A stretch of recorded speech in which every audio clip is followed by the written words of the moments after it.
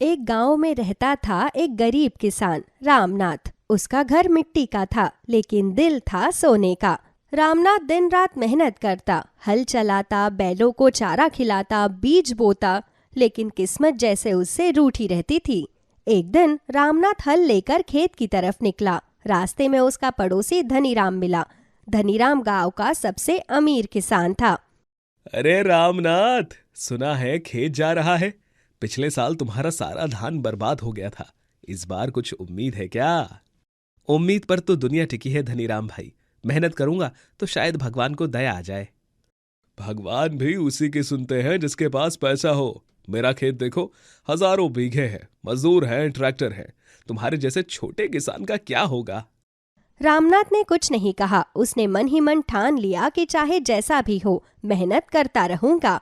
उसी शाम जब रामनाथ थका हारा खेत से लौट रहा था तो उसने देखा कि रास्ते में एक बूढ़ा साधु पेड़ के नीचे बैठा है। बेटा, जरा पानी पिलाओ, बहुत प्यास लग रही है। रामनाथ ने तुरंत अपनी लोटा बोतल से पानी पिलाया। तुम्हारा दिल बहुत नेक है। बदले में मैं तुम्हें ये बीज देता हूं। इसे खेत में बो देना। ये साधारण बीज नहीं है, इसमें जादू है। रामनाथ ने आश्चर्य से देखा। बीज लाल रंग के चमक रहे थे। बाबा, ये कौन से बीज हैं? ये जादुई लाल मिर्च के बीज हैं। अगर सही मन से बोओगे तो ऐसा खेत उगेगा जो ना सिर्फ तुम्हारा बल्कि पूरे गांव का भाग्य बदल देगा। लेकिन याद रखना, लालच मत करना, वरना जादू खत्म हो जाएगा। रामनाथ ने आदर से झुककर बीज ले लिया। अगले ही दिन रामनाथ ने अपनी छोटी सी जमीन में वो बीज बो दिया। सीता और बच्चे भी साथ थे। बाबा, क्या सच में ये बीज जादुई है? बेटा, देखेंगे, मेहनत करेंगे, पानी देंगे, बाकी भगवान की मर्जी। दिन बीतते गए। सिर्फ 3 दिन में खेत में हरे हरे पौधे निकल आए और हफ्ते भर में पौधों पर लाल लाल चमकती मिर्चें लग गई। अरे, इतनी जल्दी मिर्च, ये तो चमत्कार है। अरे वाह माँ, ये मिर्चें तो हीरे जैसी चमक रही है। रामनाथ ने पहली मिर्च तोड़कर बाजार में बेची। आम मिर्च जहाँ सिर्फ 20 रुपए किलो बिकती थी, ये जादुई मिर्च 500 रुपए किलो बिकी। भाई साहब, ये मिर्ची तो कमाल की है। इसका स्वाद भी अलग है और सुगंध भी। जितनी होगी सब खरीद लूंगा। रामनाथ की आंखों में आंसू आ गए। पहली बार उसने देखा कि उसकी मेहनत रंग ला रही है। धीरे धीरे पूरे गांव में चर्चा फैल गई। रामनाथ के खेत में जादुई लाल मिर्च उग रही है। गांव वाले उसके खेत देखने आने लगे। अरे सीता बहन, ये कैसे हुआ? हमारा खेत तो सूखा पड़ा है और तुम्हारे यहाँ मिर्चें झूम रही है। भगवान की कृपा है बहन, मेहनत और आशीर्वाद का फल है ये। लेकिन दूसरी तरफ धनीराम जलने लगा। ये कैसे हो सकता है? ये गरीब रामनाथ मुझसे आगे निकल जाए, ये मैं बर्दाश्त नहीं कर सकता। जरूर इसमें कोई राज है। मुझे इसका भेद जानना ही होगा। रात में धनीराम अपने आदमियों के साथ रामनाथ के खेत में चुपके से आया। उसने देखा चांदनी में मिर्चें ऐसी चमक रही थी जैसे किसी ने उस पर लाल हीरे जड़ दिए हो। अगर ये मिर्चें मेरे खेत में उग जाएं तो मैं पूरे जिले का सबसे बड़ा जमींदार बन जाऊंगा। क्यों ना कुछ पौधे चुरा लूं। लेकिन जैसे ही उसने मिर्च तोड़ी, पौधे से आग जैसे लपटें निकल पड़ी और धनीराम चीखते हुए भाग गया। सुबह जब रामनाथ खेत में पहुंचा तो उसने देखा कि कुछ पौधे झुलसे हुए हैं। उसे समझ आ गया कि किसी ने चोरी करने की कोशिश की होगी। ये साधारण खेत नहीं है, इसमें ईमानदारी और भलाई का जादू है। लालच करने वाले इसे कभी नहीं पा सकते। सीता ने उसका हाथ थामा और कहा, सही कहा तुमने। इस खेत का उपयोग सिर्फ भलाई के लिए करना, तभी इसका जादू बना रहेगा। अब रामनाथ सिर्फ अपने परिवार के लिए ही नहीं बल्कि पूरे गांव के लिए मिर्च उगाने लगा। वो गांव वालों को मुफ्त में मिर्चें देता ताकि वे बाजार में बेचकर पैसा कमा सके। धीरे धीरे गांव के गरीबों की जिंदगी बदलने लगी। गांव के लोग हैरान थे। जो रामनाथ कल तक गरीब था, आज वही सबकी मदद कर रहा है। गांव रामपुर अब पहले जैसा नहीं रहा था। जहां पहले गरीबी और उदासी छाई रहती थी, वहीं अब हर घर में उम्मीद और मुस्कान लौट आई थी। इसकी वजह थी रामनाथ का जादुई लाल मिर्च का खेत। गांव के लोग रोज उसके खेत से मिर्च लेकर बाजार जाते और अच्छा पैसा कमाकर घर लौटते। मोहन और गुड़िया अब अच्छे कपड़े पहनने लगे और सीता का चेहरा भी मुस्कान से खिला रहता। लेकिन इस खुशी के बीच एक इंसान था जो दिन रात जल रहा था। धनीराम अपने आलीशान घर की छत पर बैठा मिर्च के खेत की तरफ देख रहा था। ये कैसे हो सकता है? मैं पूरे गांव का सबसे अमीर आदमी हूँ। मेरे पास हजारों बीघे जमीन है, ट्रैक्टर है, मजदूर है, फिर भी सब लोग रामनाथ की जय जयकार कर रहे हैं। उसका बेटा कल्लू बोला, बाबा, अगर हमें भी वो मिर्च मिल जाए तो सोचो हमारे पास कितनी दौलत होगी। धनीराम ने मुट्ठी बींची। हाँ बेटा, चाहे चोरी करनी पड़े, चाहे चालाकी, वो जादुई मिर्च अब रामनाथ की नहीं रहेगी। धनीराम ने अपने 2 मजदूरों को बुलाया। सुनो, आज रात खेत में जाना है, वहां से ढेर सारी मिर्च तोड़ कर लाना, और हाँ, कोई देख ना ले। मालिक, सुना है जिसने भी चोरी करने की कोशिश की उसे आग की लपटों ने जला दिया। चुप, वो सब अंधविश्वास है। अगर कामयाब हो गए तो इनाम मिलेगा। रात गहरी थी, आसमान में चांद पूरा चमक रहा था। मजदूर चुपके से खेत में पहुंचे। जैसे ही उन्होंने पहली मिर्च तोड़ी, अचानक पूरा खेत लाल रोशनी से जगमगा उठा। अरे, ये क्या आवाज है? तभी मिर्चों से तेज आवाज गूंजी, ईमानदारी के बिना ये खेत किसी का नहीं। मजदूर चीखते हुए भागे और बेहोश हो गए। सुबह जब लोगों ने देखा कि धनीराम के मजदूर खेत से घायल हालत में मिले हैं, तो सबने ताना मारा। धनीराम, तू चोरी कराएगा? इतनी जमीन होने के बावजूद तू गरीब की खुशहाली से जलता है। धनीराम शर्मिंदा होने की बजाय और ज्यादा गुस्से में भर गया। चुप करो सब, मैं साबित कर दूंगा कि ये कोई जादू नहीं, बस कोई चाल है। कुछ दिन बाद पास के कस्बे में मिर्च मेला लगा। गांव वालों ने तय किया कि इस बार रामनाथ की मिर्चें भी वहां बिकेंगी। रामनाथ ने कुछ टोकरी मिर्चें भेजी। जैसे ही लोगों ने उस मिर्च का स्वाद चखा, उनके मुंह से बस एक ही बात निकली, वाह, ऐसी मिर्च तो कभी नहीं खाई। कस्बे के व्यापारी ने कहा, रामनाथ भाई, हम ये मिर्च निर्यात करेंगे, विदेश तक भेजेंगे। तुम हमें लगातार मिर्च दोगे, हम तुम्हें सोने चांदी से तौल देंगे। रामनाथ ने विनम्रता से कहा, साहब, मैं लालच के लिए मिर्च नहीं उगाता। ये खेत सिर्फ जरूरत पूरी करने के लिए है, वरना इसका जादू खत्म हो जाएगा। व्यापारी चौंक गए, लेकिन गांव वालों ने रामनाथ की तारीफ की। देखो, इतना बड़ा मौका मिला फिर भी रामनाथ ने लालच नहीं किया। एक शाम वही बूढ़े साधु बाबा फिर आए। उन्होंने रामनाथ को देखा और मुस्कुराए। बेटा, तुमने मेरी दी हुई मिर्च का सही उपयोग किया, पूरे गांव को सुख दिया। बाबा, ये सब आपकी कृपा है, लेकिन बताइए इस खेत में इतनी शक्ति क्यों है? साधु बाबा ने गंभीर स्वर में कहा, ये मिर्चें असल में धरती माता का आशीर्वाद है। ये केवल उसी किसान के खेत में फलती हैं जो मेहनत, सच्चाई और दूसरों की भलाई में विश्वास करता है। लेकिन जो लालच करेगा उसके लिए सिर्फ आग और बर्बादी बन जाएंगी। उसी रात जब रामनाथ खेत में गया तो उसने देखा मिर्चों से सिर्फ रोशनी ही नहीं निकल रही थी, बल्कि उनमें से एक मधुर धुन भी गूंज रही थी। बाबा, ये तो गाना गा रही है। वो धुन इतनी प्यारी थी कि सुनते ही मन में शांति भर जाती। गांव वाले भी खेत में आए और सबने महसूस किया, जादुई मिर्चें सिर्फ भूख मिटाने वाली नहीं, बल्कि दुख मिटाने वाली भी थी। गांव रामपुर की हवा बदल चुकी थी। जादुई लाल मिर्च का खेत न सिर्फ गांव वालों का पेट भर रहा था, बल्कि उनके दिलों में उम्मीद और भाईचारे की रोशनी भी जगा रहा था। लेकिन लालच का अंधेरा अभी खत्म नहीं हुआ था। धनीराम अपने बड़े से हवेली जैसे घर में बैठा बड़बड़ा रहा था। ये कैसे हो सकता है? अब आखिरी दांव खेलना ही होगा।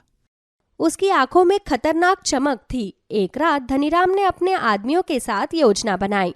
सुनो सब, अगर ये खेत ही जलकर राख हो गया तो ना रहेगा रामनाथ का जादू, ना लोग उसकी पूजा करेंगे। आदमियों ने डरते हुए पूछा, मालिक, अगर खेत सचमुच जादुई है तो आग भी नहीं लगेगी। हर चीज जलती है। आज रात इस खेत को मिट्टी में मिला दूंगा। आधी रात को धनीराम और उसके आदमियों ने खेत में घुसकर मशाले फेंक दी। पौधों में आग भड़क उठी, लेकिन तभी आश्चर्य हुआ। आग की लपटें अचानक ठंडी होकर लाल रोशनी में बदल गई। पूरा खेत चमक उठा और आसमान से जैसे लाल रंग की बूंदें बरसने लगी। बाबा, बाबा देखो, मिर्चें आग नहीं पकड़ रही बल्कि रोशनी फैला रही हैं। लगता है भगवान खुद हमारी रक्षा कर रहे हैं। गांव वाले इकट्ठा हो गए। सबने देखा धनीराम के हाथ में पकड़ी मशाल अचानक बुझ गई और उसकी हथेली पर फफोले पड़ गए। गांव की पंचायत बुलाई गई। इस बार सबूतों के साथ धनीराम को लाया गया।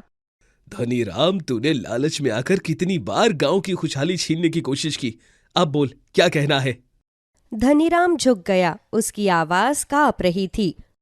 हाँ, मैंने लालच किया। मैंने चोरी करने की कोशिश की, अफवाह फैलाई और खेत जलाने भी गया, लेकिन हर बार नाकाम रहा। मैं हार मानता हूँ। गांव वाले गुस्से में चिल्लाने लगे। इसे सजा मिलनी चाहिए। तभी रामनाथ आगे आया और बोला, गुस्से से कुछ नहीं मिलेगा। अगर खेत ने हमें सिखाया है तो वो ये कि लालच से बर्बादी और भलाई से खुशहाली। धनीराम को माफ कर दो। गांव वाले चौंक गए, लेकिन धीरे धीरे सबकी आंखों में भी नरमी आ गई। भाई, मुझे माफ कर दो। लालच ने मुझे अंधा कर दिया। अगर तुम चाहो तो मैं भी अब गांव की भलाई में हाथ बटाऊंगा। रामनाथ ने उसे गले लगा लिया। भाई, हम सब मिलकर इस खेत की सेवा करेंगे। यही हमारी असली ताकत है। गांव वाले तालियां बजाने लगे। कुछ ही दिनों बाद गांव वालों ने खेत में एक लाल मिर्च उत्सव मनाया। सारे लोग, बच्चे, बूढ़े, औरतें रंग बिरंगी कपड़ों में सजकर आए। मोहन और गुड़िया बच्चों को मिर्च के पौधे बांट रहे थे। सीता सबको मिर्च से बने स्वादिष्ट पकवान खिला रही थी। लाल मिर्च की चटनी, मसालेदार पराठे और अचार। गांव वाले हंसते हुए बोले, पहले हम भूखे रहते थे, आज हमारे पास भरपूर खाना है। सब रामनाथ भाई की बदौलत। नहीं भाइयों, ये मेरी नहीं, हम सबकी मेहनत और ईमानदारी की जीत है। अगर हम सब मिलकर काम करेंगे तो कोई गरीबी हमें कभी छू नहीं पाएगी। अचानक भीड़ में वही बूढ़े साधु बाबा प्रकट हुए।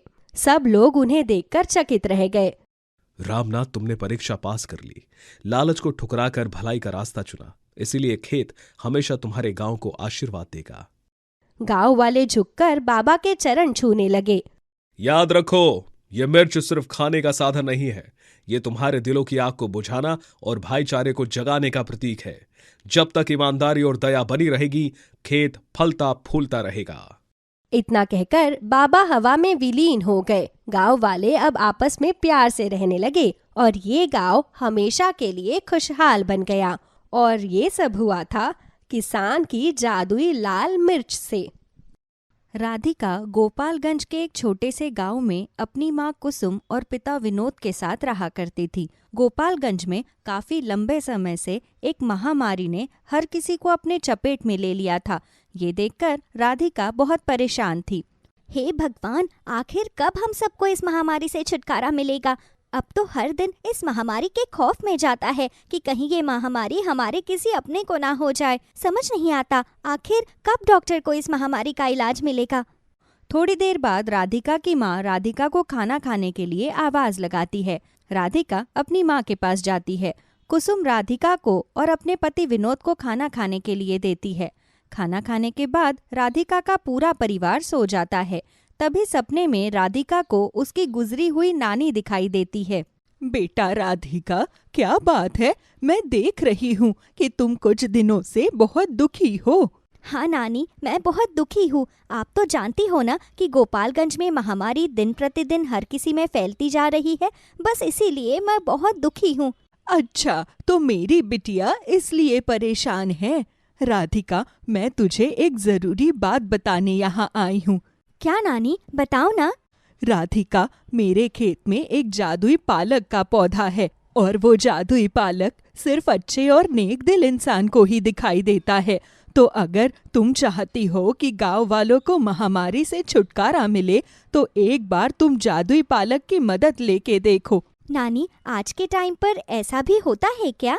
हाँ बेटा, होता है, पर ये सिर्फ और सिर्फ एक नेक दिल इंसान को ही दिखाई देता है। और मुझे पूरा विश्वास है कि ये जादुई पालक मेरी राधिका को भी दिखाई देगा। इसलिए तुम वो जादुई पालक वहाँ से ले आओ और हमेशा एक नेक काम के लिए ही उस जादुई पालक का इस्तेमाल करना। तभी अचानक से राधिका की आंख खुल जाती है और ये सपना देखकर राधिका बहुत परेशान थी। उसके मन में बहुत सारे सवाल आने लगते हैं। हे भगवान, ये सब क्या था? नानी ने मुझे सपने में जो कुछ भी बताया, क्या वो सच था? एक काम करती हूँ, सच का पता लगाने के लिए मुझे नानी के गांव जाना पड़ेगा। शायद हो सकता है कि नानी मुझे गांव वालों को महामारी से छुटकारा पाने का कोई रास्ता दिखाना चाहती हो। अगली सुबह राधिका अपनी माँ कुसुम से अपने सपने के बारे में बात करती है और राधिका का सपना सुनकर कुसुम कहती है, अरे बेटा, ऐसा कुछ भी नहीं होता। मुझे लगता है कि तुम कुछ ज्यादा ही सोच रही हो, तभी तुझे ऐसे सपने आ रहे हैं। और अगर ऐसा कुछ होता तो तेरी नानी सबसे पहले इस बारे में मुझे बताती, पर मुझे नहीं लगता कि ऐसा कुछ है, तो बेकार में ज्यादा सोचने की जरूरत नहीं है तुझे। माँ, क्या सच है और क्या झूठ है ये तो आपको भी नहीं मालूम और ना मुझे, इसलिए मैं एक बार नानी के गांव जाना चाहती हूँ। अरे बेटा, बात को समझने की कोशिश कर। तेरी नानी अब इस दुनिया में नहीं है, तो फिर तू किस भरोसे जादुई पालक का पता करने वहाँ जाएगी? माँ प्लीज मुझे एक बार जाने दो। मेरा दिल बार बार कह रहा है कि मुझे अपने गांव वालों को इस महामारी से छुटकारा दिलवाने के लिए एक बार नानी के गांव जाना चाहिए। राधिका की बातों पर ना तो उसकी माँ को विश्वास था और ना ही उसके पिता को, लेकिन राधिका के बार बार जिद करने पर उसके माता पिता उसे नानी के घर जाने की इजाजत दे देते हैं। अगले दिन राधिका बस पकड़कर अपनी नानी के गांव आ जाती है, जहां राधिका के मामा मनोज और मामी कविता राधिका को देखकर कहते हैं, अरे राधिका बेटा, तुम कैसी हो तुम? और आने से पहले ना कोई फोन ना कोई संदेशा। मामी जी नमस्ते। मामी, वो मैं बस थोड़ा जल्दी में आ गई। क्या बात है बेटा, सब ठीक तो है ना? हाँ मामा जी, सब ठीक है। वो बस मुझे आपकी और मामी की बहुत याद आ रही थी, इसलिए मुझे यहाँ आना पड़ा। राधिका की मामी राधिका को अंदर चाय नाश्ता करवाने के लिए ले जाती है। थोड़ी देर बाद राधिका किसी तरह से अपने नानी के खेत जाती है, जहाँ नानी ने बहुत सारी हरी भरी सब्जियों को उगा रखा था। सब्जियों को देखकर राधिका सोच में पड़ जाती है, हे भगवान, अब मैं कैसे जादुई पालक का पता लगाऊं? क्योंकि नानी के खेत में तो बहुत सारी अलग अलग सब्जियां हैं और पालक तो कहीं नजर भी नहीं आ रही। क्या करूं और मैं कहाँ ढूंढूं उस जादुई पालक को? नानी, अब तुम ही मेरी मदद करो। राधिका यहाँ वहाँ खेत में पालक ढूंढने की कोशिश करती है, लेकिन उसे कहीं भी पालक नहीं मिलती। बेचारी हताश परेशान खेत से जाने लगती है। तभी उसे एक चमचमाता हुआ पालक का पौधा दिखाई देता है। पौधा देखकर राधिका समझ जाती है कि यही वो जादुई पालक है। राधिका जादुई पालक के पास जाती है। अच्छा, तुम वो जादुई पालक हो? अगर तुम मेरी बातों को सुन पा रहे हो, समझ पा रहे हो, तो प्लीज मुझे एक बार ये विश्वास दिला दो कि तुम ही वो जादुई पालक हो, जिसकी मदद से मैं अपने गांव वालों को महामारी से हमेशा हमेशा के लिए छुटकारा दिलवा पाऊंगी। राधिका के इतना कहते ही जादुई पालक राधिका से कहता है, हाँ राधिका, हम वही जादुई पालक हैं। दरअसल हम सिर्फ और सिर्फ अच्छे और नेक दिल इंसानों को ही दिखाई देते हैं, और तुम भी अच्छी और नेक दिल हो। जादुई पालक, अब बताओ ना, मैं तुम्हारी मदद से कैसे गांव वालों को उस महामारी से छुटकारा पा सकती हूँ? मुझे क्या करना पड़ेगा उनकी मदद करने के लिए? तुम्हें कुछ करने की जरूरत नहीं। तुम्हें सिर्फ और सिर्फ पूरे गांव में हर एक इंसान को मेरा दिया हुआ जादुई पालक देना होगा, ताकि वो पालक खाकर स्वस्थ हो जाए। अच्छा, पर पूरे गांव में सभी को जादुई पालक देना ये तो बहुत मुश्किल है। पर कोई बात नहीं, मैं सभी को जादुई पालक दे दूंगी, क्योंकि मैं सभी को ठीक देखना चाहती हूँ। मैं नहीं चाहती कि इस महामारी से कोई भी पीड़ित रहे। ठीक है, फिर चलो चलते हैं और लग जाते हैं अपने मिशन पर। राधिका खुशी खुशी जादुई पालक को लेकर अपने घर आ जाती है और इस बारे में वो अपने माता पिता को बताती है। सारा सच जानने के बाद कुसुम और विनोद दोनों अपनी बेटी से कहते हैं, राधिका, तू तो सच में बहुत अच्छी है। इतनी कम उम्र में तू लोगों के बारे में कितना सोचती है बेटा। सच में हमारी किस्मत बहुत अच्छी है जो हमें तुझ जैसी बेटी मिली। आज हमें तुझ पर बहुत गर्व महसूस हो रहा है। वो जादुई पालक को लेकर गोपालगंज के अस्पताल जाती है और डॉक्टर को जादुई पालक के बारे में बताती है, लेकिन डॉक्टर राधिका की बातें सुनकर जोर जोर से हंसने लगते हैं और कहते हैं, बेटा, तुम अभी सिर्फ बच्ची हो। तुम्हें नहीं पता कि ये सारी बातें सिर्फ स्टोरीज में ही अच्छी लगती है। असल जिंदगी में इसका कोई मतलब नहीं होता बच्चे। डॉक्टर, आप एक बार मेरी बात का विश्वास कीजिए। मेरे कहने पर एक बार किसी मरीज को जादुई पालक खिलाकर तो देखिए। अगर आपको फिर भी कोई रिजल्ट ना मिले तो मैं दोबारा आपको यहाँ परेशान करने नहीं आऊंगी। बेटा, यहाँ से जाओ और हमारा समय बर्बाद करने की कोशिश मत करो। हमारे पास बहुत सारा काम है। एक एक सेकंड हमारे लिए बहुत कीमती है, और तुम जैसे बच्चे पता नहीं क्यों ना खुद पढ़ाई लिखाई पर ध्यान देते हैं और ना किसी और को अपना काम करने देते हैं।